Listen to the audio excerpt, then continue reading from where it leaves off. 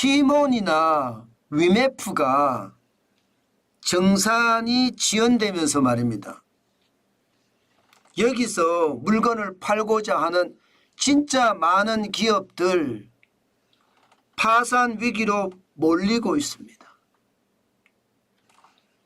문제는요, 6만 곳 중에 진짜 영세업체들이 많다는 사실입니다. 이거 생각하면 생각할수록 사실 충격이 된다는 생각입니다. 티몬이나 위메프가 거의 사업을 못할 정도로 대란이 터졌잖아요. 그 바람에 적어도 말입니다. 6만 입점업체는 지금 어떻게 되겠습니까? 이거 장난 아닐 거예요. 현재까지 미정산 금액은 1,700억 원이라고 해요. 여러분, 미정산 금액이 1,700억 원만 될까요? 현재 파악된 게 1,700억 원인 거예요. 앞으로 파악될 규모까지 따지면 이거 예상보다 엄청날 겁니다. 한 달에 거래 금액이 여러분, 티몬하고 위메프만 1조 1,000억 정도 된다고 합니다. 한 달에 거래 금액이. 그러면 이게 미정산 금액이 이거보다 늘어날 가능성 굉장히 많죠. 지금까지 말입니다. 정산 지연이 된 게 아직도 정확하게 나오지 않아요. 정산 지연이 2달까지가 정산 지연이 된 건지 아니면 석 달까지도 됐는지 넉 달까지도 됐는지, 그러니까 정산을 안 해준 금액이 넉 달 동안 차 있는지 아니면 한 달만 안 해준 거지 아주 정확하게 나오지는 않습니다. 분명한 것은요, 한 달에서 2달 사이 정산이 지연되고 있다. 이것은 분명합니다.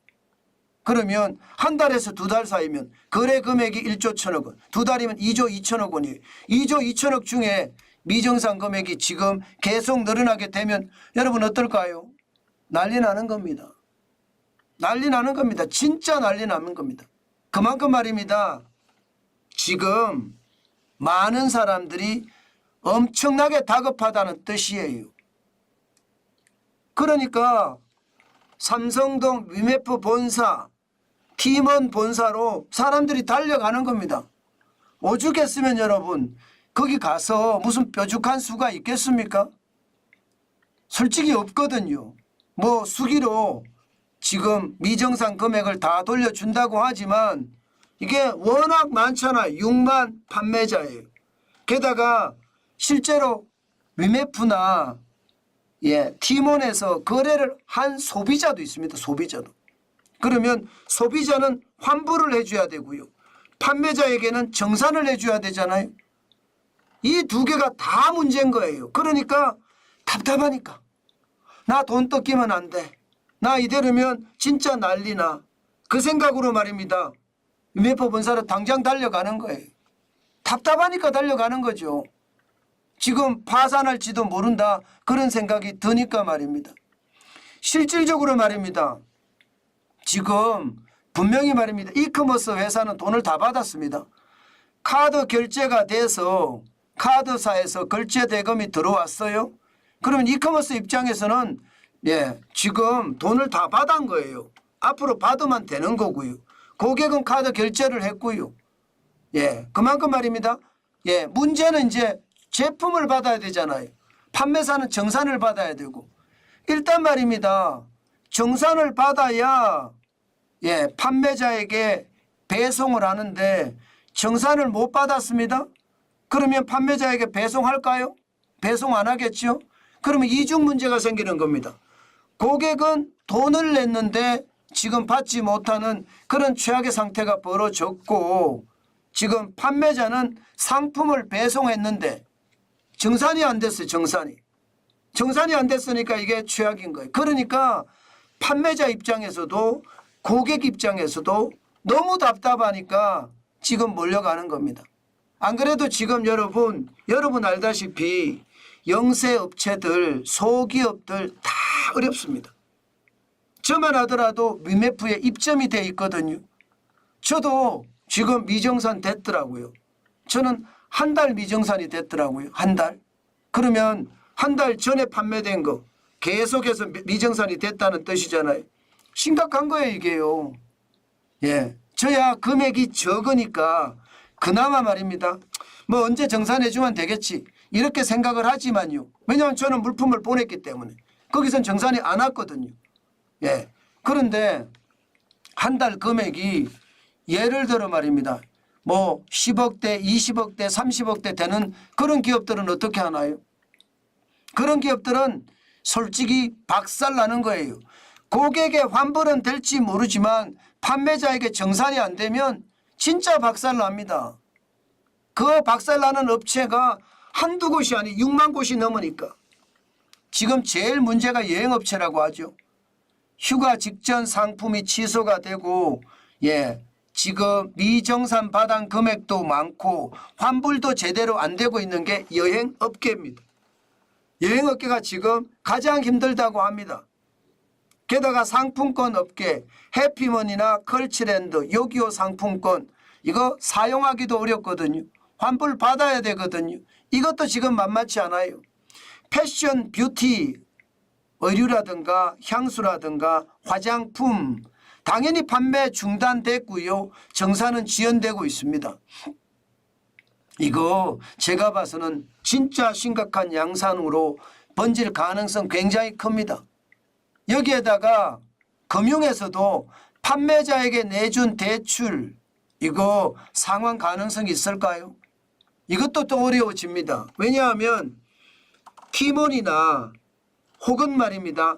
위메프가 주거래은행으로 지정이 된 곳이 있습니다. 이런 곳 경우에는요. 판매자가 미상한 금액이 들어왔잖아요. 은행 가서 먼저 좀 정산을 해달라고 이야기합니다. 그런데 은행은 아직까지 정산을 못 받았어요. 그런데도 말입니다. 정산을 해준 경우가 있습니다. 그러면 은행 입장에서는 이 판매자가 망하면 그 돈을 받을 길이 없습니다. 아니면 티몬이나 위메프에서 정산을 해줘야 되는데 그렇지도 못하다. 그럼 금융에도 지금 피해가 생길 수가 있습니다. 문화도 마찬가지예요. 공연 전시 티켓 판매 업체 정산 지연이 되고 있고요. 식품업체 저 같은 식품업체 간편식이나 가공식품 판매 중단되고 정산 지연됐습니다. 저는 다 뺐습니다. 티몬에서도 빼고 위메프에서도 뺐습니다. 가전 가구도 마찬가지입니다. TV나 카메라나 컴퓨터 판매 중단되고 정산 지연되고 있습니다. 그러니까 여러분 진짜 많은 분야에서 지금 피해가 심각해지는 거죠. 6만여 판매업체니까 지금 장난이 아니다. 문제는 현재까지는 미정산 금액이 1,700억 원 정도 된다고 하지만 이거 1,700억 원보다 훨씬 많을 가능성도 클 겁니다. 이렇게 되면 여러분 6만 곳 괜찮을까요? 저는 6만 곳이 괜찮다 이렇게 하기가 쉽지 않아요. 지금 6만 곳이잖아요. 6만 곳 중에 영세업체도 천지거든요. 한 달에 적어도 몇 천만 원씩 결제를 받아야 되는 곳도 많습니다. 그렇게 생각을 하면 여러분 결국 말입니다. 돈 줄 사람은 돈이 없어요. 티몬이나 위메프의 자본을 보면 티몬은요 2022년 벌써 말입니다. 자본 총계가 6,386억 원의 마이너스입니다. 위메프는 2,398억 원의 마이너스고요. 이미 여기도 말입니다. 거의 1조가 가깝게 자본이 없어졌습니다. 자본이라는 게 다 날아가고 말입니다. 결국 남아있는 게 지금 최악이라는 거잖아요. 물론 자산이 많으면 다행입니다. 자산을 팔아서 이게 돌려주면 되니까요. 그러나 지금 당장 일어날 수 있는 일이 아니잖아요. 자산을 파는데도 시간이 걸리고요. 돈을 마련하는데도 시간이 걸립니다. 그러면 6만 곳의 영세업체들은 결국 말입니다. 줄줄이 도산한다, 파산한다 이렇게 얘기해도 틀리는 말이 아닙니다. 그만큼 말입니다. 지금 영세업체들 진짜 난리 났다 이렇게 생각해도 저는 다른 말이 아니라고 생각합니다. 심각하죠. 아마 이번 이 티몬 위메프 대란은요, 결국 지금까지 어떤 고질병이 터진 거고, 이게 잘못되면요 건설업체 도산과 유통업체 도산이 맞물려서 저는 우리 경제에도 굉장한 충격을 줄 수 있다고 생각을 합니다. 오죽했으면 여러분 대통령실도 나섰잖아요. 지금 뭐 금감원이나 공정거래위원회나 기획재정부나 여기만 나선 게 아니에요. 대통령실도 지금 나섰어요. 워낙 피해자가 많을 수 있거든요. 티몬이나 위메프를 거래하는 사람이 한둘이겠습니까? 판매업체가 6만 개면 실제 거래업체는 거래를 하는 사람들은요, 적어도 말입니다. 티몬이나 위메프에 430만 명씩 다 됩니다. 430만 명씩. 이렇게 되면 여러분 이게 결국 진짜 최악의 상태가 몰릴 수도 있다. 저는 그런 생각을 해봅니다. 때문에 말입니다. 대통령실에도 지금 현장 점검을 나서고, 이게 만약에 건설업계의 어떤 상황과 맞닥뜨린다. 그러면 1금융권의 문제가 아니라 2금융권 문제, 2금융권 문제가 더 심화될 수 있다. 저는 그렇게도 상상을 해보거든요. 충분히 그럴 수 있습니다. 저는 충분히 그럴 수 있다고 생각해요. 그만큼 파장은 걷잡을 수 없을 수도 있습니다. 지금 카드 대란 사태가 났을 때 저는 현장에서 목도를 했거든요. 카드 대란인데 카드만 문제가 아니었거든요. 관련돼서 산업계 생태계가 줄줄이 무너지는 거 봤습니다.